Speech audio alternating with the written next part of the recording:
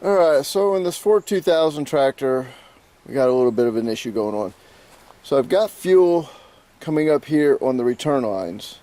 I can see it on the clear fuel line.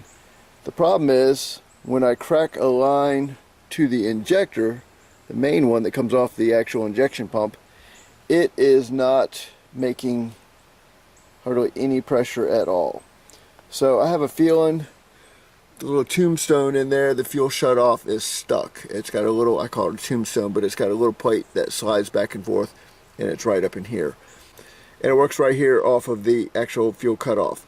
So I'm going to go ahead and take it off. There's a safety wire right there. I've got a clip, a couple 10mm bolts or nuts. I'll go ahead and take those off. Pain in the butt is that line back there, getting that off. And then after that, I'll go ahead and pull it off. All I'm going to do is take the top off. Everything up on top I can actually work on from up here without having to take the front cover off right here and making sure it's all lined up on the timing marks and take it apart that way. So I've got a reseal kit for it.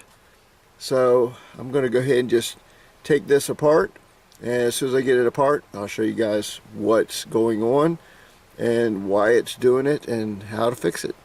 So that is coming up. This is a Lucas CAV pump on this, and pretty common on these.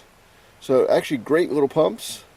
So I know it's creating some pressure, and the head up here is actually like a little blade in there, and it goes around and it pretty much makes fuel pressure.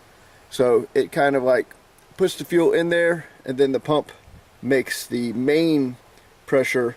It has some rollers in there that goes through like a little cam, and as it rotates around, of course, it makes the pressure, and with it being in time, it'll put it at the right injector. So I think the problem is it's just not letting the fuel do its thing up top.